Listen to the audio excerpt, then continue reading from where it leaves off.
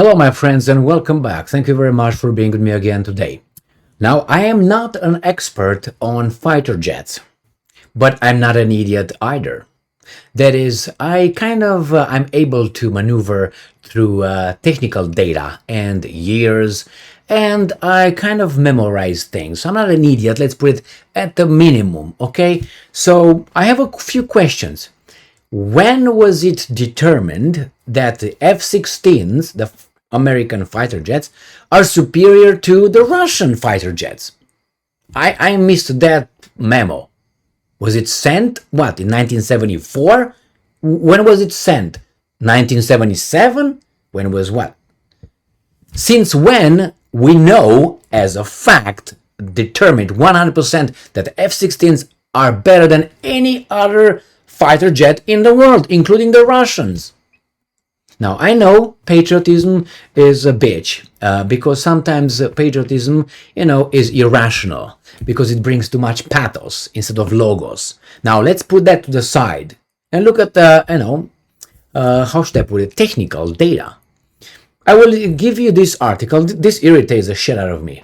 This weasel from Ukraine tells us, and we're supposed to believe him, that once the F-16s, a fighter jet that had its first flight in 1976, I think, it's 1976 or 1978, something like that, is superior to all the Russian fighter jets that are newer than that. Now, I know upgrades, updates exist, but still, my friends, the other ones did not just beat it sitting down at the edge of the, cave, all right? The Russians did not, after they built their Suhois and their MiGs, just sat down and looked at the moon and jerked off. I don't think they did it. And the Americans were working on that. Do you believe that? Again, leave pathos away, use logos. So both they were spying on one another, stealing from one another, creating. So to say that one is definitely better than the other one, it's an idiotic, I think, assumption. But we have the Ukrainian guy who comes and tells us that once the F-16s are going to be on the front, the Russians will not dare to attack us. Their fighter jets will. What? We have a Google and shit. We can check them out, which I did. I'm just going to use very minimum data, and that is years of service. Because if you take a car that was designed in 1960 and a car that was designed in, let's say, 2015, I guarantee you the one designed in 2016 has a little bit something extra. Should have. Well, with all the updates on the same chassis that was built, okay, than one in 1965. That's why when you look at, we've been to the moon, I urge you to go to Cape Canaveral or Kennedy Station in Florida, and you check the capsule. But you don't need to take a magnifying glass, because you can go outside and look how it was built. And if you think that thing went there, whenever did, and then returned, you know what you won't find? You will find almost anything but nails.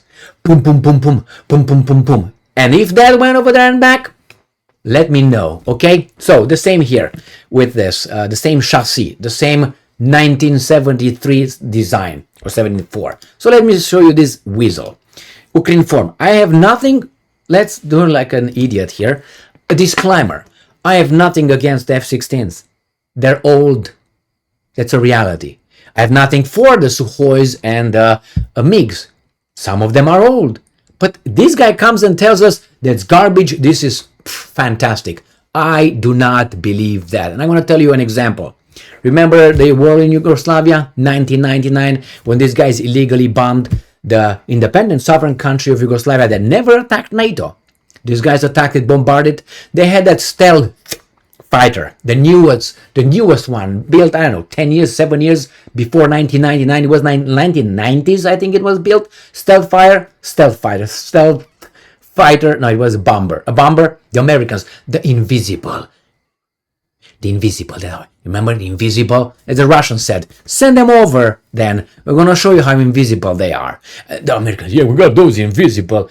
God damn it, man. You know what the Serbs did with their 1965 anti-aircraft batteries? Those ones. With the cross over there, with a round like that in a second more. It's coming, it's coming. You know the idea. The stealth invisible bomber was downed in 1999. Check it out. So you're telling me about, oh yeah, F-16s. Please, my friends, please. All right, here it is. Ukrinform. This guy. The date 30th of August 2023.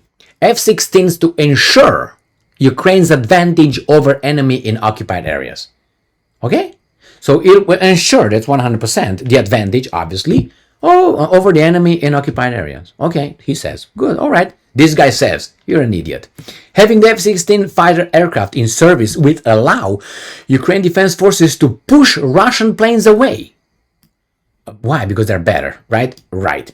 From the front line and gain an advantage over the enemy in the temporary occupied areas. This is outrageous, to say the least, saying this, making these kind of statements. And I'm quoting, we have a very large area of hostilities, and today's front line, including Belarus, Transnistria, maritime borders, and the sea, it is also the front line as warships attack from there, exceeds 2,000 kilometers. Thus, it is necessary to realize that they, F-16 fighter jets, are needed everywhere to cover the state inside and attack the enemy. Correct, it's good if not. So far, you're logical and I like you. But, in his words, the F-16 fighter jets will serve as a restraining force as Russian aircraft simply would not approach, knowing that several F-16s are in the air. You understand? What the hell is that down there?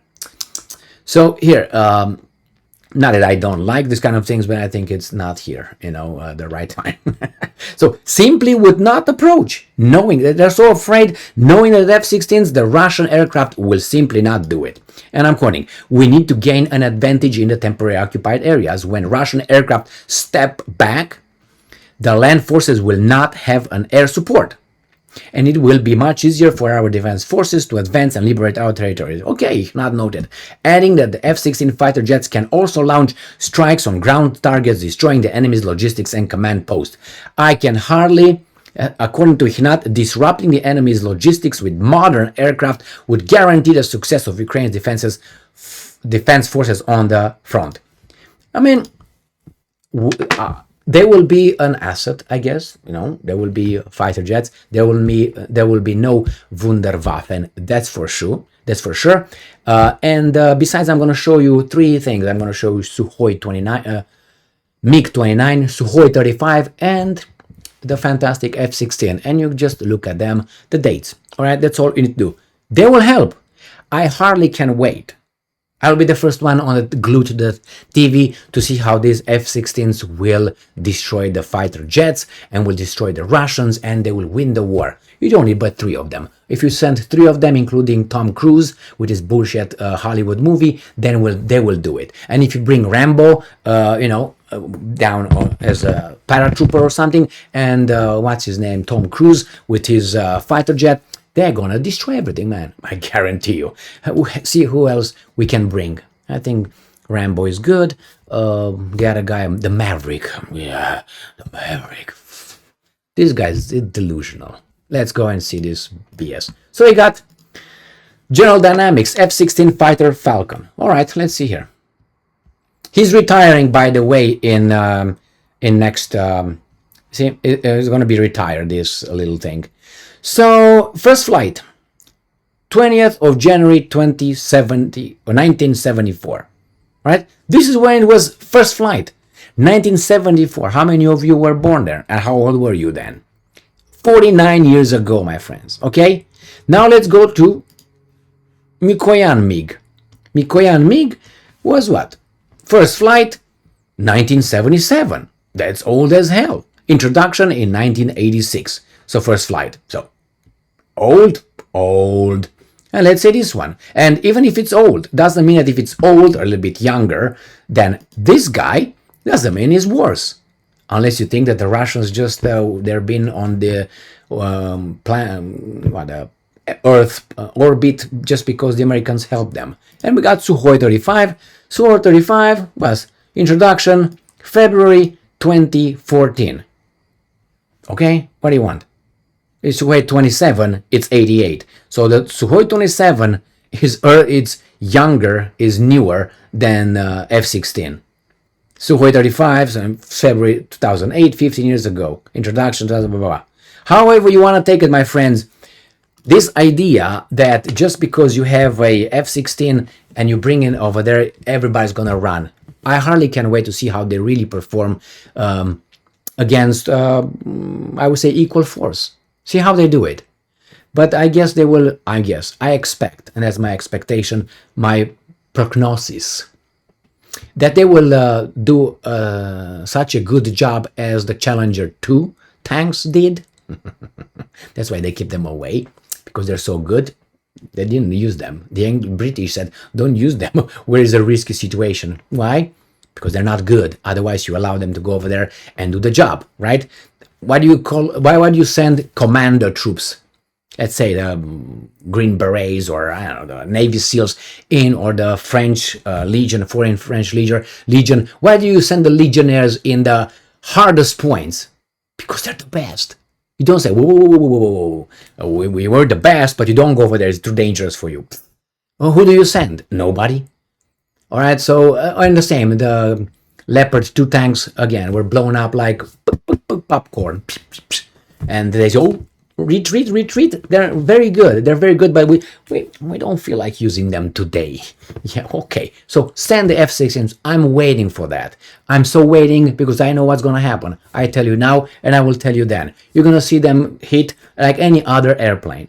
Like the Russians hit the Ukrainians MiG-29s, the same thing with these guys. What do you think? These guys are Wunderwaffen? Come on. I mean, hey, Rambo's coming? Oh, okay. And a Maverick? Good. Definitely Ukraine wins now. Thank you very much for being with me again today. Stay strong, stay smart, look for the truth, and be just delusional.